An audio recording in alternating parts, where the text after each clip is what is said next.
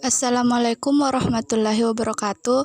Perkenalkan, nama saya Naila dari Prodi Gizi kelas C dengan NIM B04233222. Di sini saya akan menjelaskan organ dan proses pencernaan pada manusia.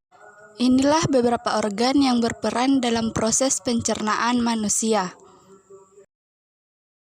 Yang pertama adalah mulut.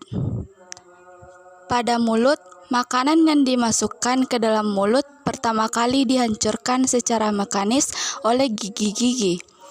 Pengunyahan ini memiliki beberapa fungsi penting, seperti mengurangi ukuran makanan menjadi potongan-potongan kecil yang lebih mudah dicerna, memadatkan makanan, dan mempermudah pencampuran makanan dengan air liur.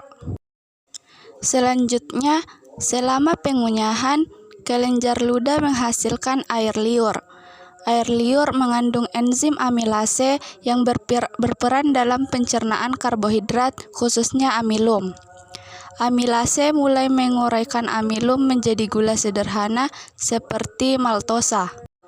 Hasil dari pengunyahan dan pencampuran dengan air liur adalah pembentukan bolus, yaitu campuran makanan yang sudah siap untuk ditelan. Setelah makanan diubah menjadi bolus, proses menelan dimulai. Organ selanjutnya adalah kerongkongan. Kerongkongan adalah tabung otot yang menghubungkan mulut dengan lambung. Proses peristaltik dimulai di sini. Otot-otot kerongkongan berkontraksi dan bergerak dalam gerakan gelombang berurutan untuk mendorong bolus ke bawah ke arah lambung.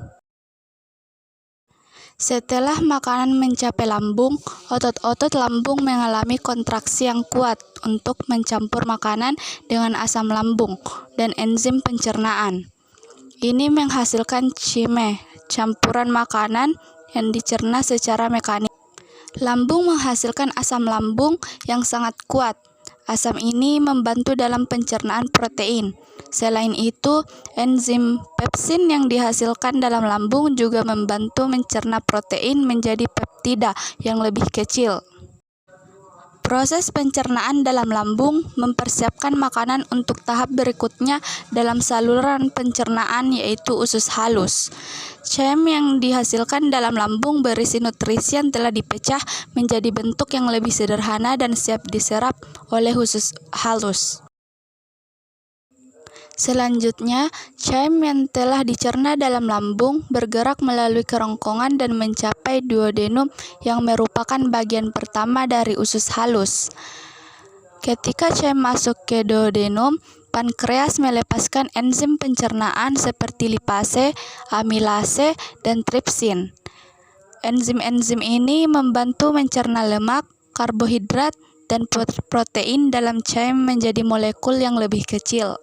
Pada dinding usus halus terdapat fili dan mikrofili yang meningkatkan luas permukaan penyerapan. Nutrisi seperti glukosa, asam lemak, asam amino, mineral, dan vitamin diserap melalui dinding usus halus ke dalam aliran darah untuk digunakan oleh tubuh.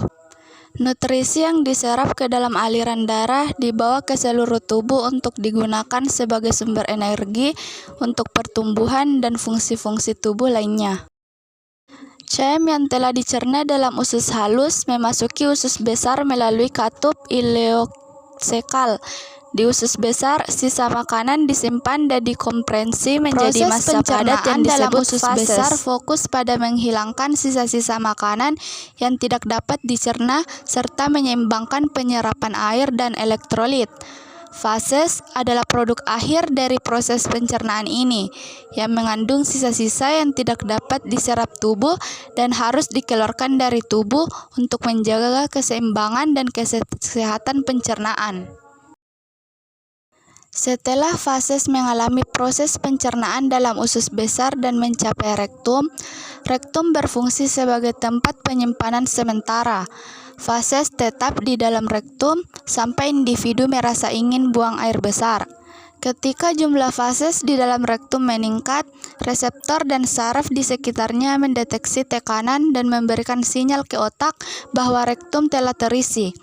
Inilah yang memicu sensasi ingin buang air besar atau kesadaran bahwa seseorang perlu menggunakan toilet. Proses pencernaan dalam rektum adalah tahap akhir dalam eliminasi sisa-sisa makanan yang tidak dicerna oleh tubuh. Sekian penjelasan mengenai organ pada proses pencernaan pada manusia. Semoga dapat bermanfaat. Assalamualaikum warahmatullahi wabarakatuh.